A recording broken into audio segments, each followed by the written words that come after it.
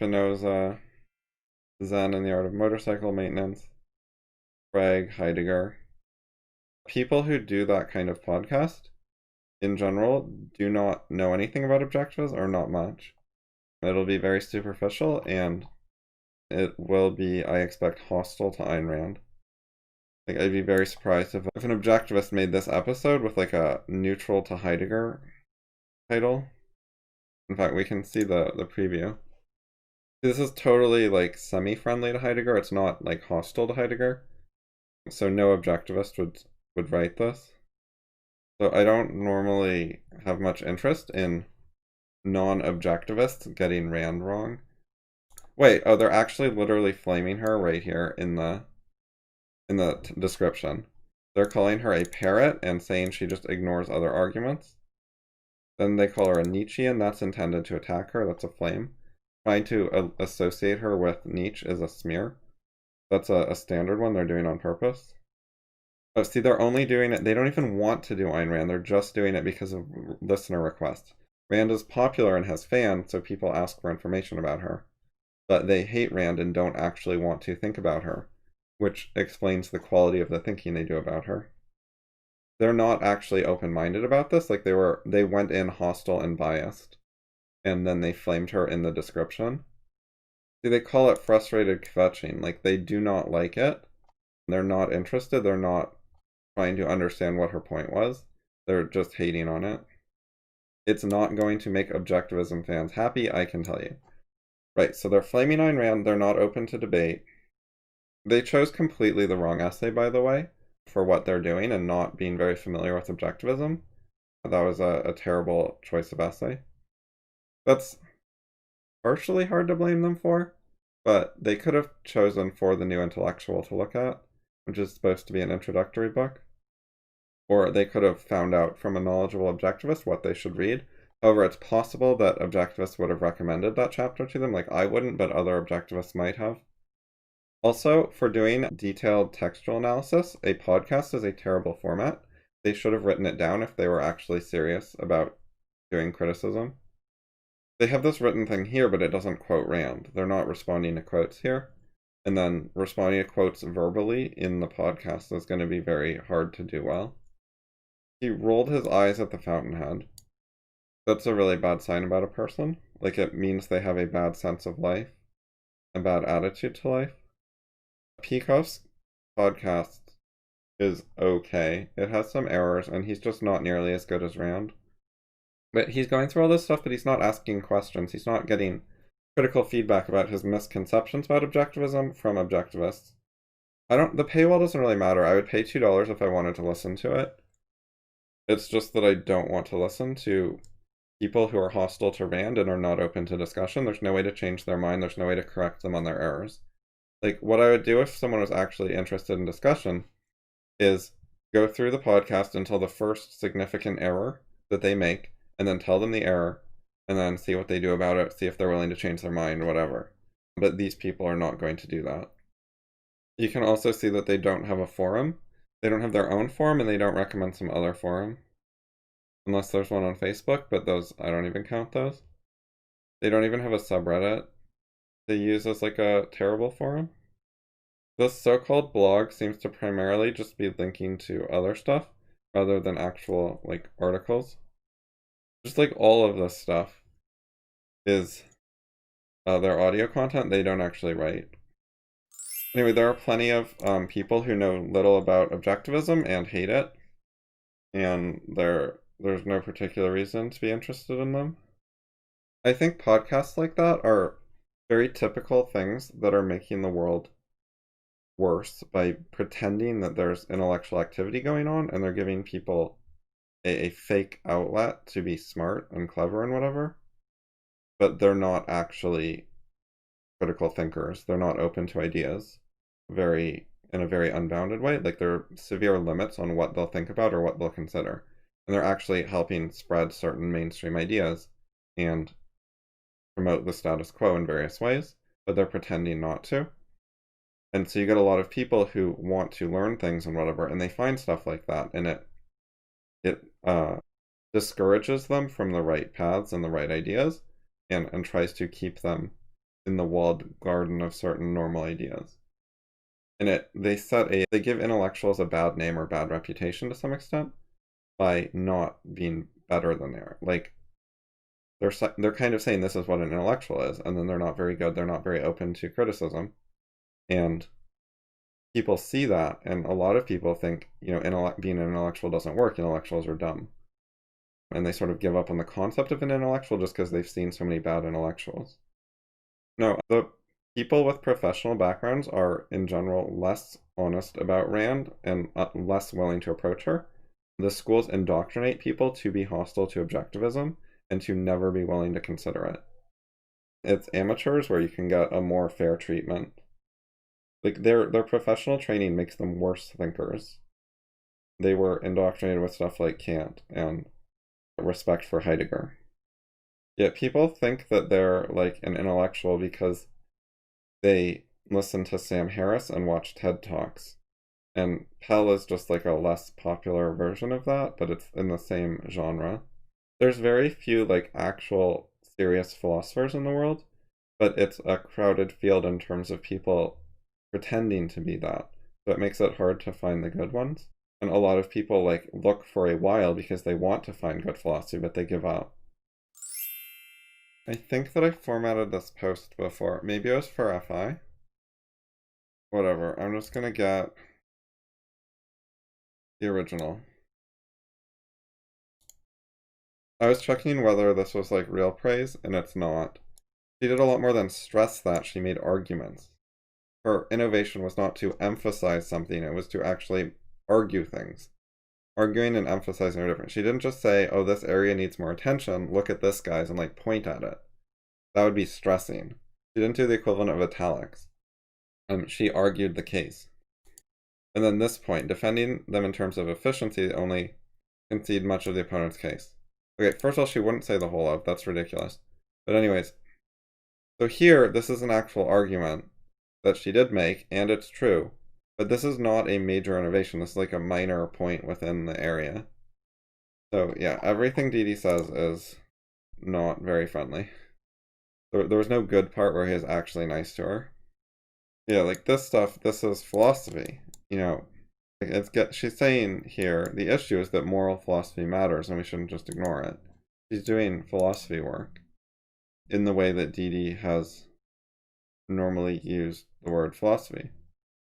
Refreshing is somewhat faint praise. Like, it's just sort of like she wasn't an SJW. It's nice to have an intellectual, a writer, you know, that kind of person who's not an SJW.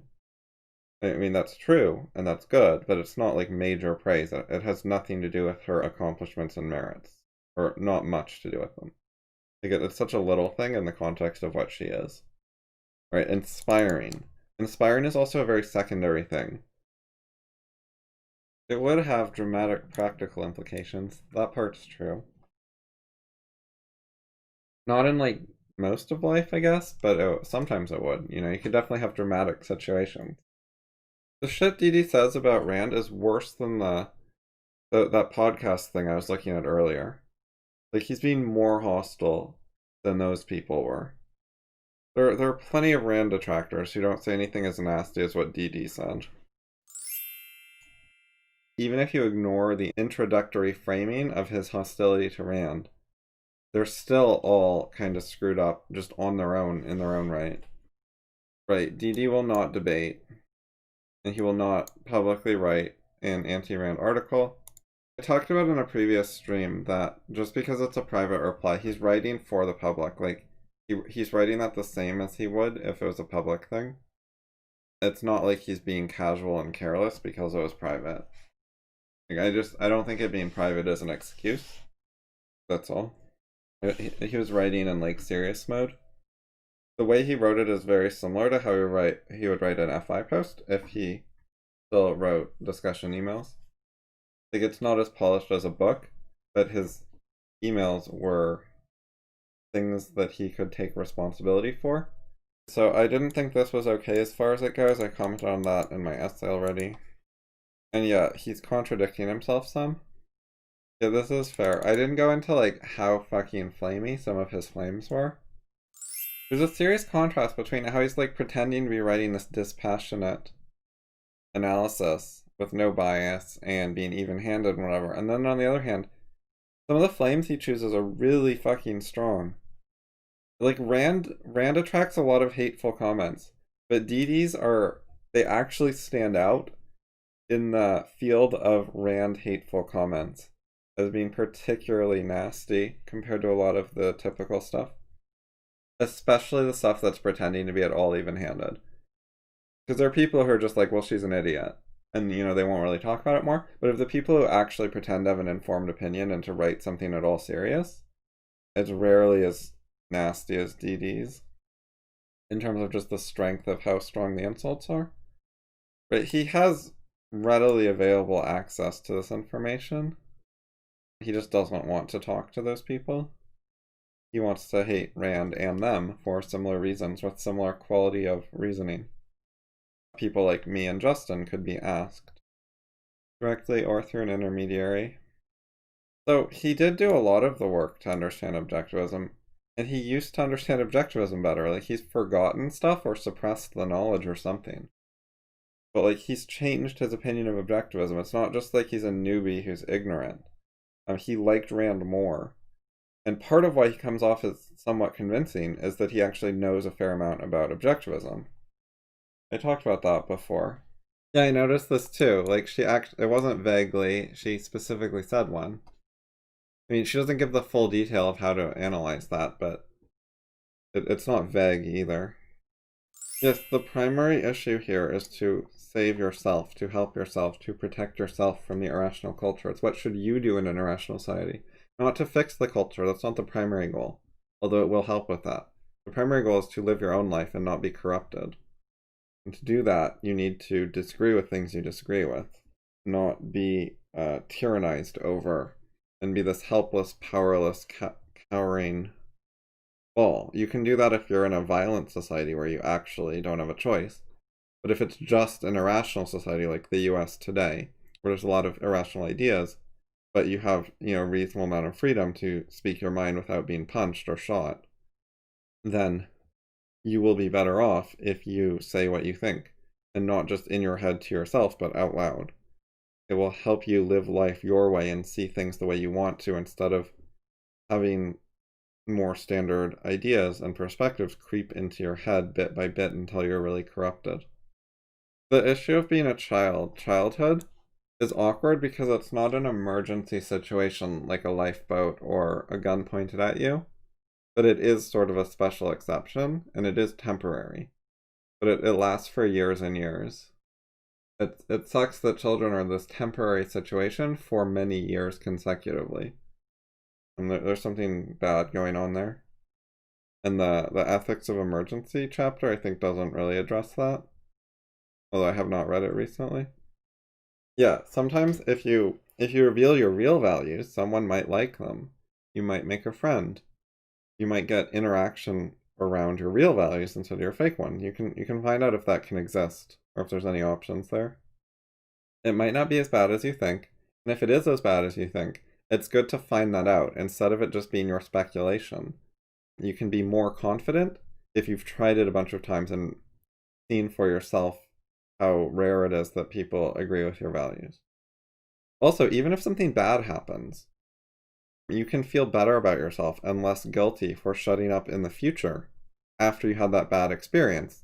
And you're saying, I'm not a coward, I just don't want that particular bad event to happen again. There's a real risk here that I'm not making up. Like, you can be a lot more confident that you're not making up the danger if you've had bad events in the past when you've tried to speak up. So even then, there's benefits to something bad happening to get more clarity for you.